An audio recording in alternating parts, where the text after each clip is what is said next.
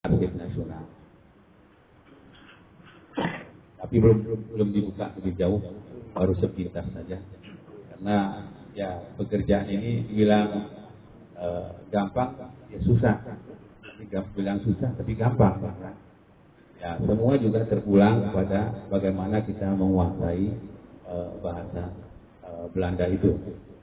Kebetulan dalam pelaksanaan itu saya selalu didampingi oleh sahabat saya, itu Pak Johan Wahyudi, yang masih muda, masih energik.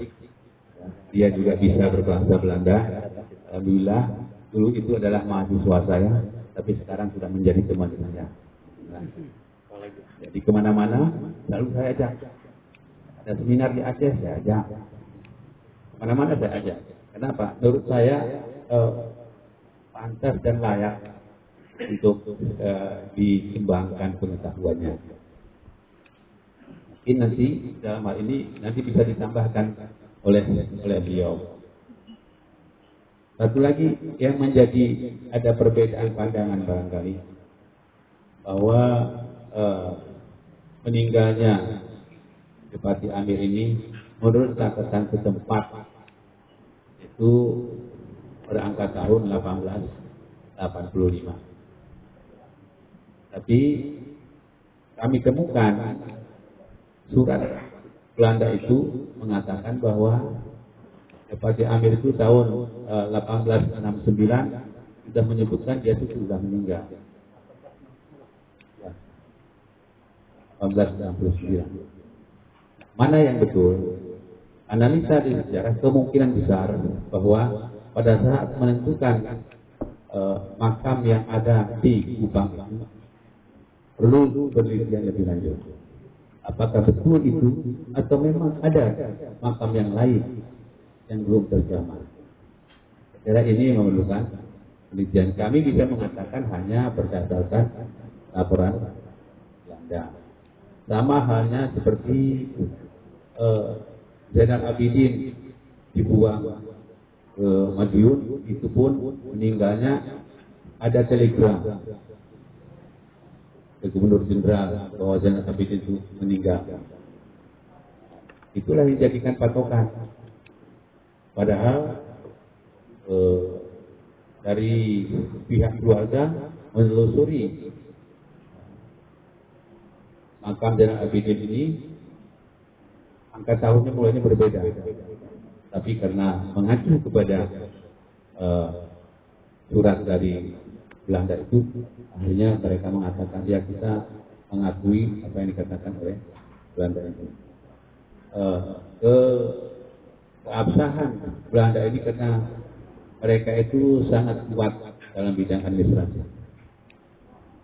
Apapun yang terjadi itu selalu dilaporkan oleh bawahan kepada atasan.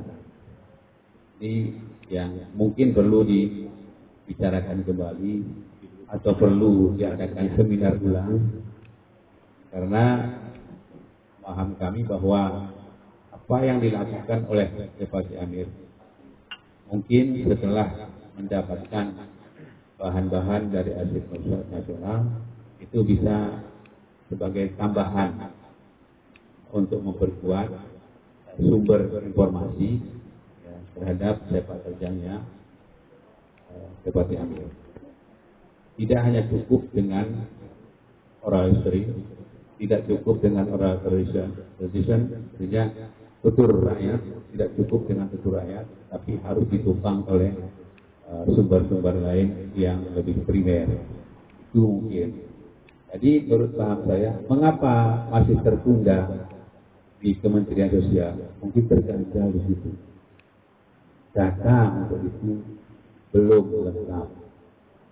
Itu mungkin menurut pikiran saya seperti itu. Karena atas dasar pengalaman saya lakukan di daerah-daerah lain untuk melakukan penelitiannya, kadang-kadang terganjal di sumber primernya. Ini barangkali menjadi buah pikiran kita bersama, dan sekaligus saya sampaikan kepada Bang Gub, mungkin ini perlu ditindaklanjuti agar jangan sampai berganjal usul menjadi pahlawan nasional. Sebelum diputuskan, karena ini yang keberapa kali? Sudah yang kedua kali. Hendaknya jangan sampai yang ketiga kalinya juga gagal. Kalau gagal itu sudah habis, ya saja.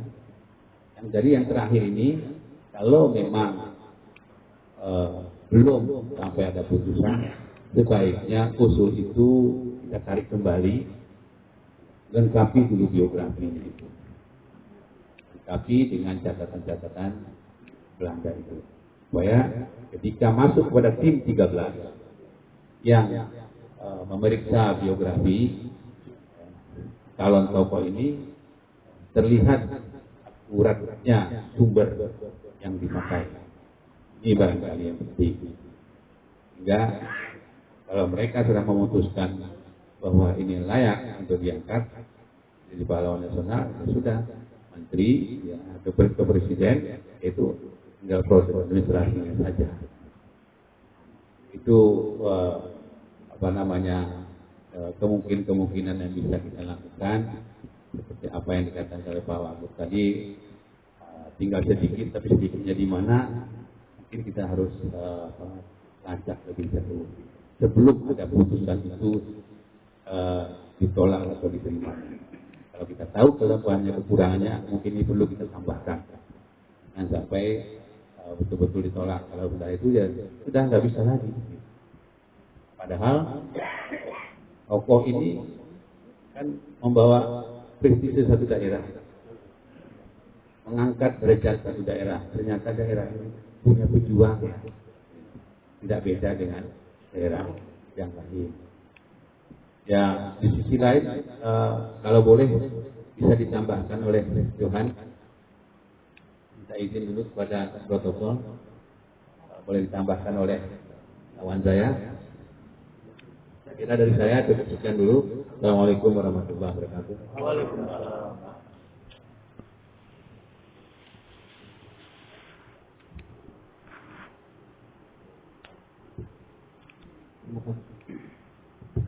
Terima kasih.